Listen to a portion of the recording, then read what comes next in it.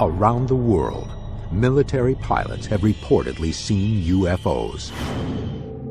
In some cases, the pilots have actually engaged them in air-to-air combat.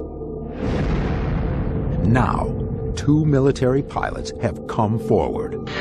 If it comes closer than 4 or 5 months, I'm going to jump out. He was expecting the object to explode, but it didn't happen. To actually engage a UFO for a period of 20 minutes, that's something extraordinary. In 1976, reports of an unknown object over Tehran sends an F-4 scrambling to confront and destroy it. It jumped from here to here, just like that. In 1980, a Peruvian fighter jet opens fire on an unknown object trespassing in military airspace. A commander gave him the order to take off and destroy the object. Do these UFOs execute maneuvers and capabilities that rule out terrestrial craft? Camera guy's puking, trying to do his business in the bag. The team, along with former military pilots, put 2 of the world's best UFO dogfight cases to the test, high above the Pacific. That's certainly no aircraft I've ever seen. This is case number 76102, UFO Dogfights. 1987. On February 21st, 2008, the team was invited to March Air Force Base in Riverside, California, to continue their investigations into reported dogfights between military aircraft and UFOs. They have uncovered some shocking new evidence. We're going to be talking about some of the most credible, phenomenal evidence in all of ufology, military dogfights with UFOs. We're going to be meeting with the pilot who actually engaged a UFO over Peru, and we're going to be talking about a case of Parviz Jafari, who actually engaged a UFO over Iran, over Tehran, in 1976. So these are 2 cases we're really excited about. This is all testimony based, or do we have actual physical or hard evidence? I understand there are official government documents involved. If we have hard evidence, I'm very curious to take a look. Get set to get your world rocked. Let's go. All right.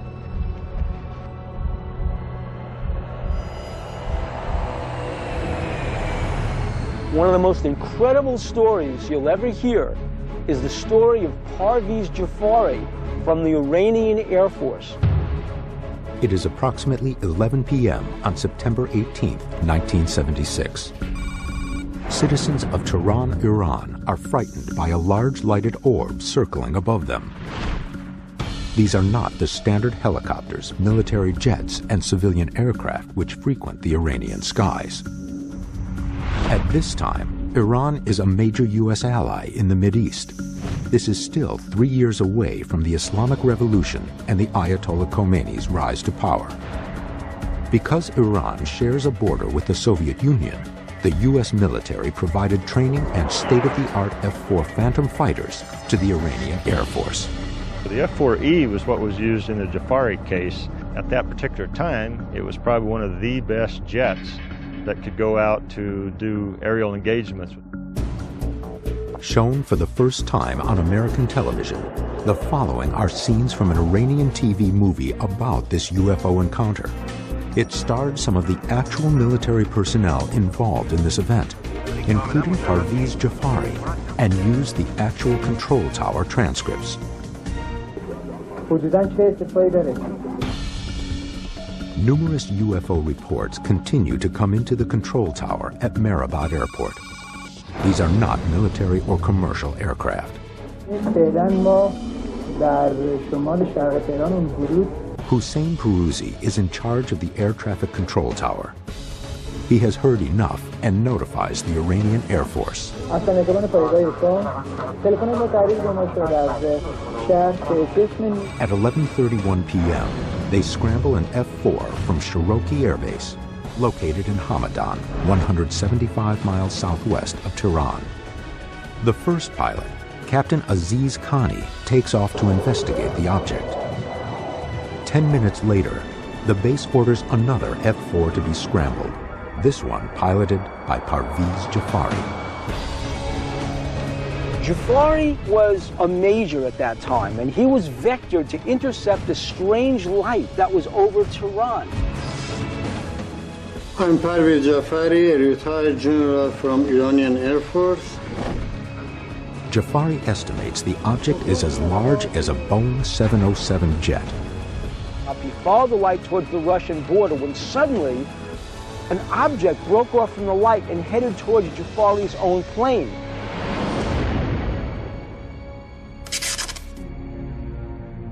I turned toward it. I put it on my 12 o'clock. I got close to it, and you can't imagine, all of a sudden, it jumped from here to here, just like that. Based on his location, Jafari estimates the object has traveled almost 28 miles to his right in the blink of an eye. This movement was well beyond the capabilities of any man-made object. I asked the tower if they have any flight. They said no, they don't have any flight overhead. As Jafari continues his approach toward the object, he witnesses something incredible. Something like a moon came out of it. A second object came out of the first Another object below the horizon and starts flying toward me.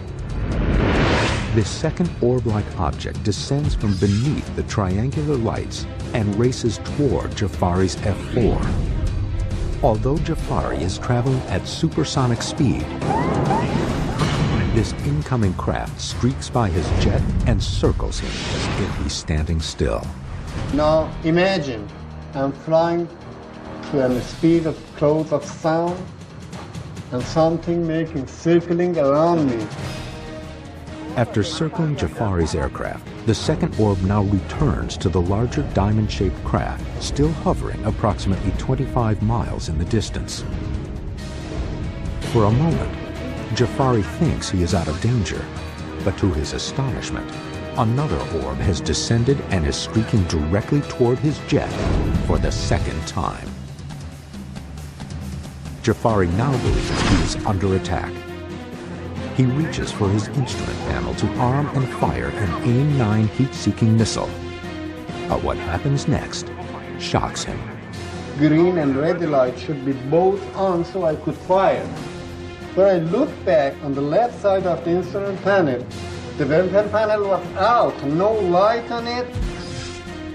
Jafari believes that in the heat of combat with this UFO, it sent a massive pulse of electromagnetic energy toward his plane, temporarily disabling all of the onboard electronics, including the navigation equipment, avionics, and weapons systems. With a disabled missile system and no way to defend against this unknown object, Jafari considers ditching his plane. I thought if it comes closer than 4 or 5 miles, I'm going to jump out. But before Jafari has to make that fateful decision, the object reverses direction and once again returns to the larger craft.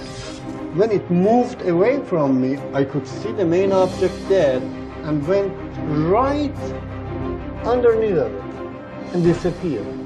Having just endured a harrowing engagement with multiple UFOs over the dark skies north of Tehran, Major Jafari decides it is no longer safe to continue tracking this mysterious diamond-shaped object.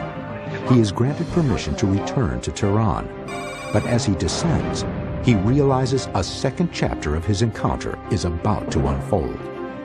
When I was on descent, again another of these round shape was chasing me. As Jafari descends for his approach to Mehrabad Airport, he sees another small object chasing from behind. On his final approach, he looks over his shoulder and witnesses the object descending toward the desert floor.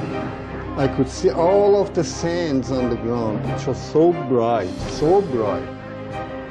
Jafari is diverted from landing and is ordered to identify the object that has appeared to touch down near the airbase. According to both military and civilian eyewitnesses, the object is believed to have crash-landed just outside of Shemiran, Iran. in a very fast speed toward the ground, which I thought I will see a very, very big explosion. But it didn't happen. The object came right on the ground and stopped there. Upon landing at Mirabad Airport, Parviz Jafari knew he would have to soon debrief his commanders about the night's events. What he didn't realize is that the Iranian military weren't the only ones interested in his encounter. One of the American colonel was listening to me, riding